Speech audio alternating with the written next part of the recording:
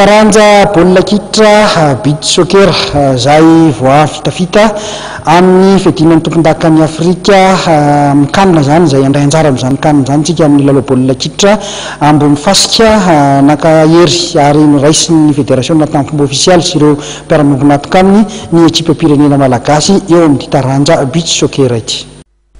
Taorian'ny fahombiazana azony tany Afrika Atsimo ny faran'ny herinandro lasa teo ka natafitazy amin'ny Kanady 2010 atao any Seychelles ny 7 ka hatramin'ny 20 aprilo avy izao dia noraisina tamin'ny fomba makotroka sy nankasitrahan'ny Federasiona malagasy sy ireo mpiara-miombon'antoka amin'ny ekipam-pirenena malagasy ho an'ny taranja beach soccer sy ny mpanazatrany.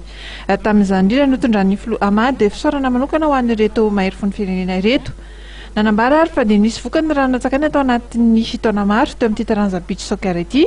Maro mantsy no milaza fa tsy hanana toerana velively amin'izay dingana famaranana kontinentaly eo amin'ny taranja baolina kitra izay isika malagasy.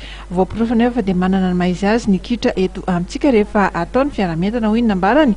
Santatra mbavarany io nefa ary mbola hisy ny hafa. Nisaorana manokana tamin'ity fotoana ity ihany koa ankoatra ny mpilalao sy ny mpanazatra ilay mpanazatra Français Claude Barabe tao anatin'indray volana tokoa no nandraisan'ity ekipam-pirenena malagasy ity dia efa izao nahazo vokatra tsara izao. Nanipiteny ary Amady fa ny lafin'ny teknika sy ny fanazarana no tena olana amin'ny baolina kitra malagasy. Nitsiry tamin'izany efitra amin'ny mety anafarana mpanazatra vahiny ho an'ny ekipam-pirenena ho an'olona 120. Tsaro mariana ihany koa fa dia natratra 70 tapitrisa ariary ny fandaniana natao tamin'ny fanomanana sy ny fandehanana niatrika ny fifantsanana amin'ny Kanady 2010 natao tany Afrika Atsimo ity. Mbola maromaro noho izany ireo fandaniana natao amin'ny fandehanana Seychelles hiatrika ny Kosafady 2010 ny 7 ka hatramin'ny 20 aprilo avy izao sy ity Kanady 2010 ity. Nanao antso avy amin'ny ireo mpanohana ary sy ny mpiara-miombon'antoka amin'ny baolina kitra malagasy ny filohan'ny Federasiona amin'ny tokony fanomezan-tanana ho an'ny mety miatrika izay taranja beach soccer izay. Na izany aza dia nanolotra 9 hetsy ariary avy eo an'ireo mpilalao vita dingana goavana tany Afrika Atsimo ity ho fankasitrahana azy ireo ny Federasiona.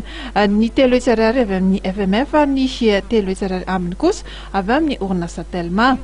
Tetsakilan'izay dia nankasitraka izay fanomezana izay ny mpilalao sy ny mpanazatra ka nampanantena ny anao izay tratry ny herin'ny azona larina roa voalohany any Afrika amin'ny kanina io ahafahana miatrika ny fedina tompon-daka eran-tany atao any Portugal. Raha nahita ny fahavonona ireto mpilalao amin'ny ekipam-pirenena eto ary dia mbola nilaza indray ny FMF sy ny Telma fa anome tapitrisa ariary eratahiny ka tafita amin'izay fedina tompon-daka eran-tany izay. Tsy ampakan'izay fa dia nilaza anampy ihany koa ireo mpanohana sasany sy ny komite olimpika.